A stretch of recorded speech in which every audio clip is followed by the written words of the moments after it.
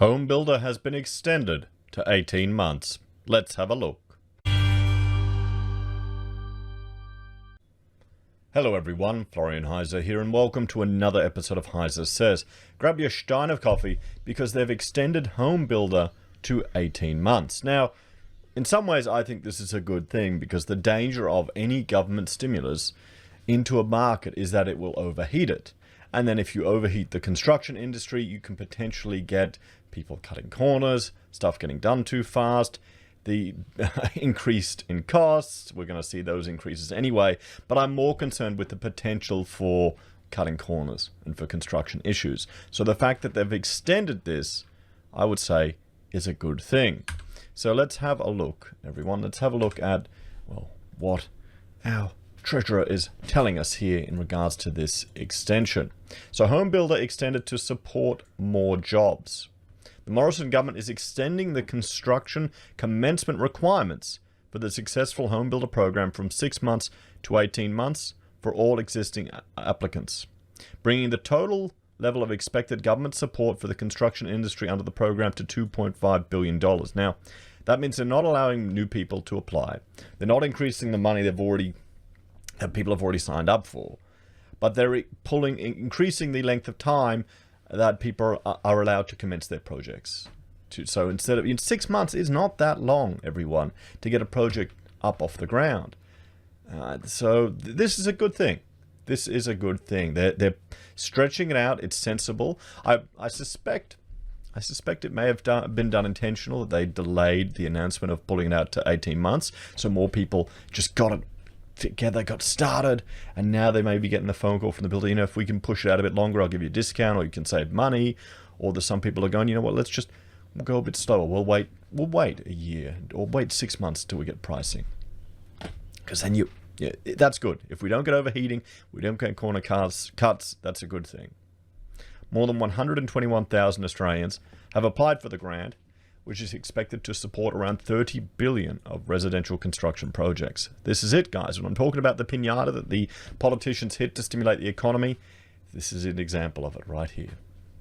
The Homebuilder program was specifically designed to protect tradies' jobs and catalyze economic activity in the construction industry, particularly residential construction, in response to the downturn caused by the, well, I wouldn't say the lockdown, I wouldn't say the pandemic, I would say by the lockdowns introduced by the government at various levels to mitigate the pandemic. That's what happened. The government's decision to provide existing applicants with an additional 12 months to commence construction responds to unanticipated delays in the construction industry caused by related supply constraints, including delays in global supply chains and recent natural disasters. And we've seen this in just, well, the biggest example is the cost of timber. Just the cost of timber going up, everyone. And, well, iron ore as well. The extension will only apply to existing applicants and provide an additional 12 months to commence construction from the date the building contract was signed.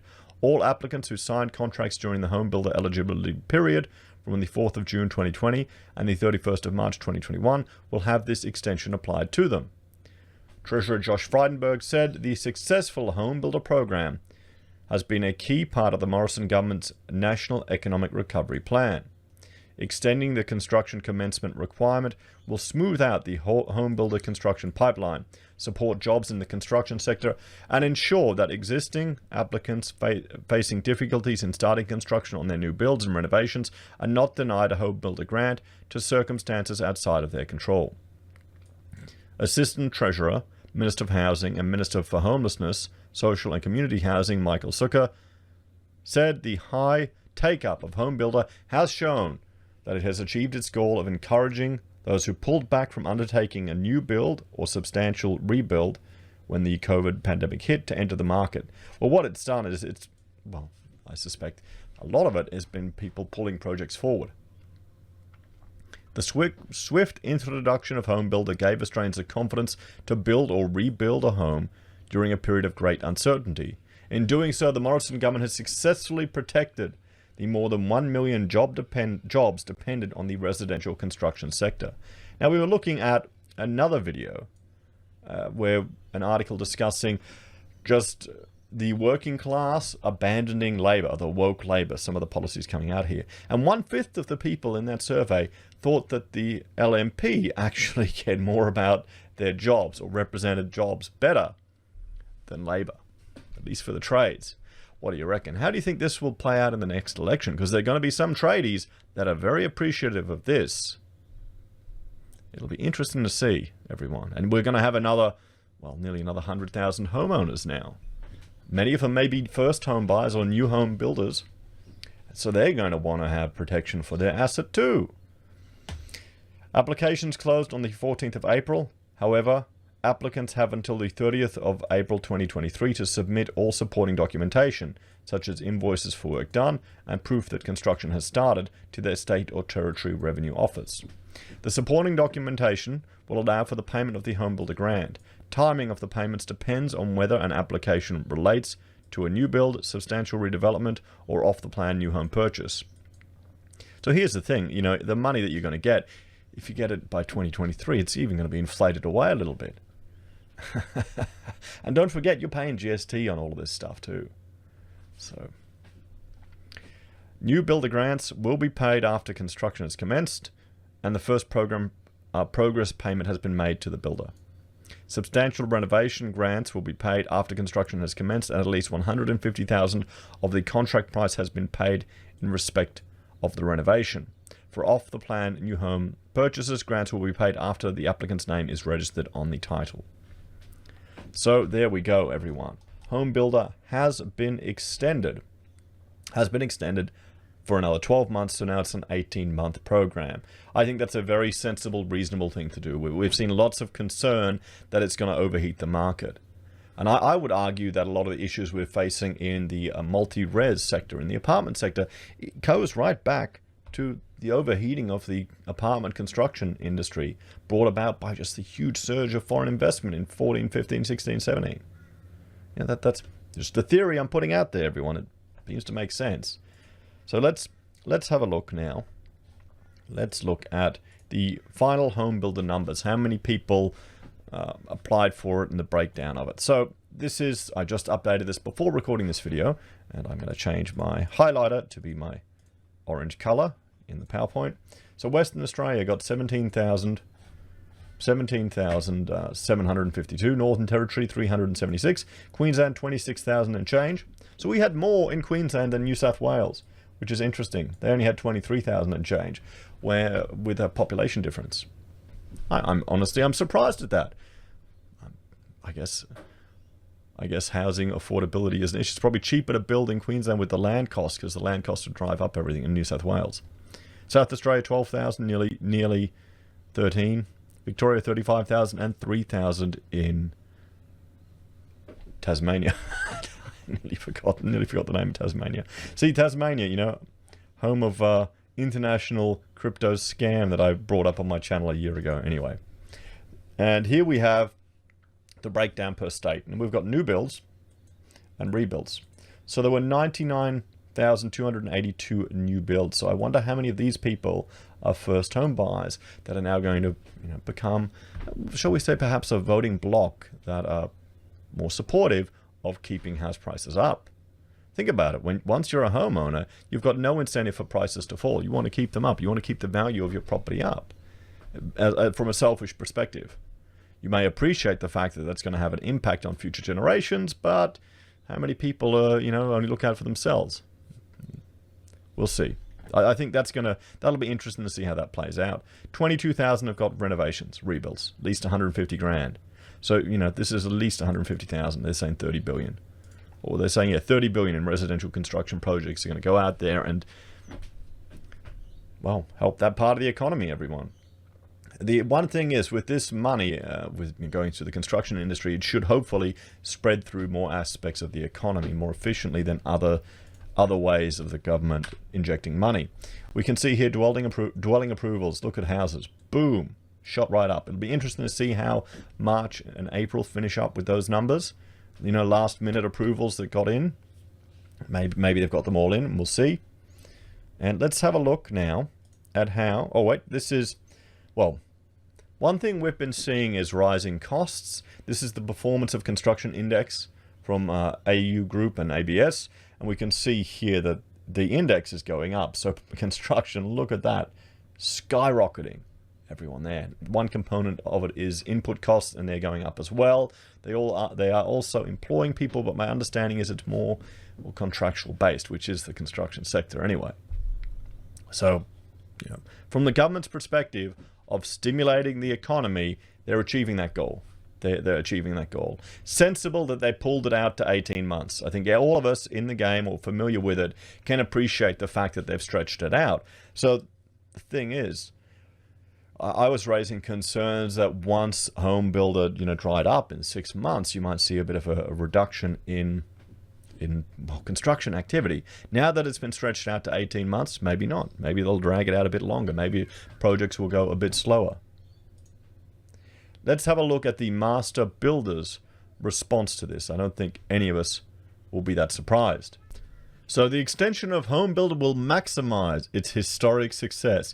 Now, we can't be surprised that the master builders of Australia are, you know, supportive of Homebuilder. This is direct government support for their industry, okay? So they may have a slight bias, okay? Just a slight bias.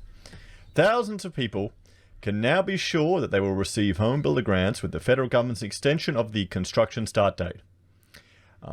Danita Warren, CEO of Master Builders, said the scale of the Homebuilder success, more than 120,000 Homebuilder applications, have created huge pressure on the supply chain, with Master Builders Australia's survey of the industry showing that 70% of builders are being hit by delays and cost increases for key trades and building products. And this is what we've spoken about, the overheating of the industry, guys. It's not what you want. So for once, the government has done a sensible thing. I wonder if they this was always planned, perhaps. Surely they would understand that. Surely there'd be enough people from the building game as politicians, let alone the advisors and groups talking to them. But, you know. They also created the risk that thousands of Homebuilder applicants could miss out on the grants because builders could not meet the construction start date requirements, she said. Thanks to this move by the federal government, thousands of Homebuilder applicants around the country can now breathe a huge sigh of relief. This will help builders and tradies maximize and manage the extraordinary success of Homebuilder, she said. The federal government showed strong leadership to introduce Homebuilder when COVID lockdowns meant thousands of builders and tradies faced a valley of death with no forward work. Thanks to Homebuilder, those businesses and jobs were saved. It's been one of the most effective government interventions ever, she said. Well, I can't say. It's the master builders, guys. They're going to be supportive of this. It's direct funding for their industry. I think it's good, like I've been saying, that they've stretched it out, because that was what I was really worried about, that we'd see overheating, and then we'd be talking about it in, a couple of years' time. A Current Affairs would be interviewing someone, I got this Homebuilder grant, and the builder did this and this, and, that's going to happen, but it won't be as significant. So there's still calls for social housing. Let's have a look at this. Because you'll see many people, particularly whenever I go through LinkedIn, everyone's calling for more social housing, more social housing. Here's the thing. This is not about housing costs. This is not even about providing housing for people. This is about economic activity. For every 15 grand you spend, you see, with the renovation stuff, you have to spend at least 150,000 of your own money before you even get to see that money from the government. With the home builder, for every 15 grand the government spends, they just get 15,000 of spending. It's not magnified because there's no personal investment. And you kind of want a society where people aren't dependent on social housing. That's kind of a failure of our economy and state, that we've got such a demand for it. Maybe we should look at, maybe reducing the government's stimulation of house prices, and maybe find some ways to reduce the cost of housing through other incentives than just providing government housing. But anyway, let's look at this. So the expand Homebuilder to social housing.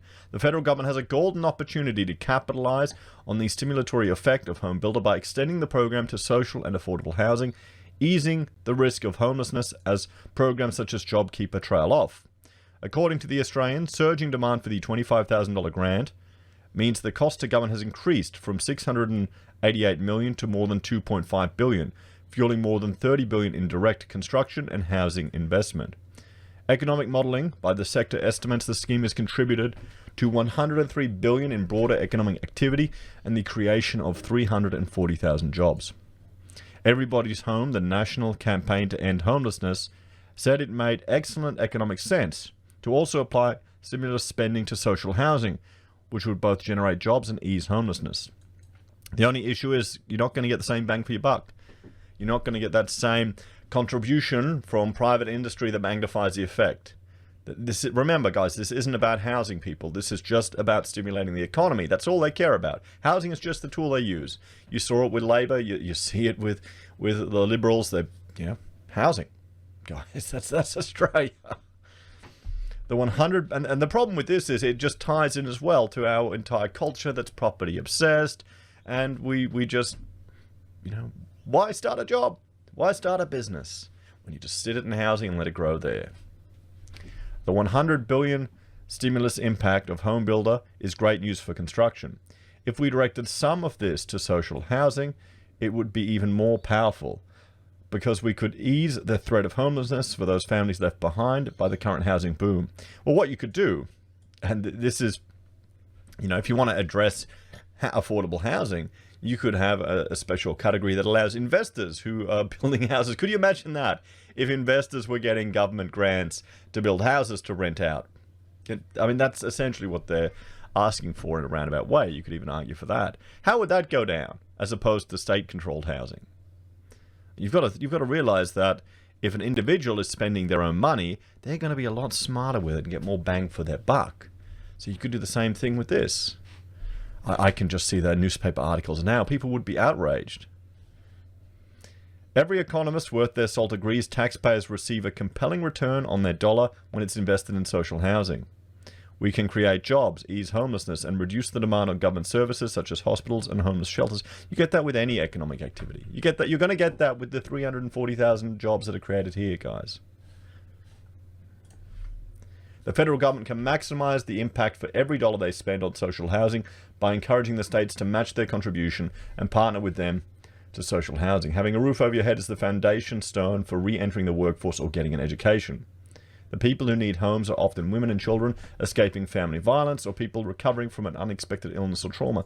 I mean, I don't know why they added this in here. If you're a man with children trying to get a house or even stay somewhere temporarily with your kids, it doesn't exist. There's nowhere in the country that can provide that. They'll take your kids off you and put you in a men's shelter. So, well, we don't talk about those things. No one's interested. As the success of Homebuilder shows, there are enormous economic benefits to stimulating the construction sector. By expanding this stimulus to social housing, we can achieve a powerful social dividend. What do you reckon, everyone? I mean, there's going to be more calls for social housing, and this is an advocacy group. I would advocate for more focus on the economy and creating opportunities for jobs. So I took a viewer poll, and I'm just going to bring it up here so I can get the question. I'm just going to reload it now. So there you go. A few people have voted since then. So 10 hours ago I asked, have you taken advantage of Homebuilder? 5% said yes, we've started a completely new project. 2% said yes, I pulled a project we were planning forward. So this is one thing I was wondering. How many of these projects were going to happen anyway, but they've just been pulled forward. So future investment has been brought closer. Now with the 18-month time frame, that isn't going to be such a problem anymore. 11% said no, but I have friends or family who have. 26% are waiting for the market to cool down. So no, they haven't taken advantage of it. And 56% said no, I don't own a home. So let's look at some of the comments from viewers that you've left. That you've left here. I'll get that working. Yeah, brilliantly organized. So let's look at this here. I'm going to have a shot of coffee while we go through it. Michelle's Garden. To use the renovation home builder thing to get a wee bit of free money would put us in debt. Now that's it's not that. It is okay. It's money. It's 15 grand. It's 25 grand. That's still decent coin, but to take advantage of it, you need to be spending at least 150. just on renovations. So if you're going to dig a hole to get some money back, is it worth it? You want to go into debt? The only debt we have is rates and electricity bills. There are bad times coming. I'll stay debt free and just keep building my orchard and vegetable garden. So there you go. Didn't qualify because a TPD insurance payout made me over the income threshold. So Kathy got, she got too much money for TPD. I think the income threshold was 200 for a couple, 150 for a single. So Chris, I have no debt, recently paid off my mortgage. I don't think it's a good time to take risks. So he doesn't want to go into debt. And you'll see a few of you have said you don't want to take on debt or you don't want to take on loans, which I can completely understand. They're just having that stress off your back. I don't take loans from the government, and that's what this is. The government has no money. They just create the problems and solve it with the other hand. Well, yeah, Danger Noodle has it right. I mean, remember, we're going to finish on how much debt we have here. The best you can do is not give it to them to start with. Avoid taxes where you can and pay your own way. Gwenda, no, I already own 2 homes and vacant land. I don't need to borrow the money. B Tiger, I'm glad I finished my house payment in 97. Been debt free ever since. Andrew, I want the option that says no because my wife and I are terrible at making decisions. And he got a heart for that one. I like that one. I can relate to that, having a couple clients. QE to infinity, there should be another option. Yes, I'm a builder and laughing all the way to the bank. People who benefit most from Homebuilder are the people who run the building companies. They raised their prices by the stimulus and generally kept their subbies rates the same. Subbies are also benefiting through getting more work. Homebuilder was a giant wealth transfer from the current generation of savers and future generations to the current generation of building company owners. How about no, because I'm not eligible? Yeah, I should have put that one in there, TA. Okay, my Homebuilder caused an immediate increase in the price of housing. It was a failed intervention by the government, according to KMR. Now, I would argue it's not. They don't care about the housing prices, mate. That's not the thing. It's about economic activity. If housing goes up more, that means more money goes to the builder. It means the wealth effect increases. That means we all feel like we own so much more. So you rush out and say, oh, well, I've got that $1 million house. I deserve that couch. Or I need to buy those 2 high-end gaming graphics cards for my rig because I'm in $1 million house. I'm sure that'll fly with the wife. Push the lever to the metal for MMMDDD. I'll wait for the market to cool down. The average Aussie wage can't afford $600K to $1 million homes. Australians need more cities away from the capital cities, more jobs. And Luke is hoping Homebuilder will cause a dip in the market. So we'll have to see. Because, I mean, people are going, good luck with that. You must be new. But the thing is, what Luke is saying, there may be less demand for the existing stock. Well, we'll have to see what happens. At least that's what I'm assuming. So there's the viewer poll, everyone. It hasn't changed much from when I took the screenshot. As well, it hasn't changed at all percentage-wise. So let's discuss some solutions. Some solutions to this. So really just reflect on what's going on. Remember, nothing is ever free. I'm going to remove that that S. That S there, I'm annoyed, God, Florian doing such a job. Nothing is ever free. There's always a price to be paid. Remember the building education revolution, everyone? Back in the Rudd days when Rudd saved Australia, and it resulted in many broken window projects where you destroy something just to rebuild it to create economic activity. There are people that actually believe that. They advocate for that. You'd argue that the riots in America are good for the economy because people have to rebuild. That's not how it works, everyone. It isn't how it works. And if we look at our education results, remember 2008, building education revolution, all this money pumped into schools, and our academic trends are just going right down. Okay, so yeah, maybe throwing all that money there wasn't the solution to that problem. Now, well, have a look here. The debt, guys, nearly growing up to about 1.3 trillion. We'll have in 2024-25. This is state, 60% of GDP. Now, here's an interesting thing. With potentially 100,000 new homeowners, there'll be even less political drive to allow for normal house prices or to allow for a normal housing market without government interventions. You can make cases, addressing the house price issues. But once people are in, they want house prices to remain stable. And by stable, they really want house prices to keep going up all the time. And you're going to have a whole cohort of people in the building industry that are going to be really happy with this government's intervention. So it's going to be really interesting to see how this next election plays out. What do you reckon, everyone? I mean, long term, we need to get off this addiction to housing. How's it going to happen? The next election will be a good tell. It really will, to see if ScoMo gets back in, or if Labor can actually mount a sensible defense against it. Because, you've got 100,000 people just gotten free money. Buying votes wins, guys.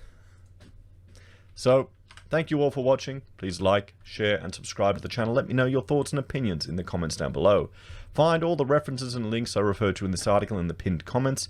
If you want to support the channel, there's a few ways you can. You can join us on YouTube or Patreon. You can support us using any of the affiliate links you find down below from Amazon, eBay, Independent Reserve, or AussieBroadband. You can buy our merch from the HeiseSays website. We hand make our very own pocket squares.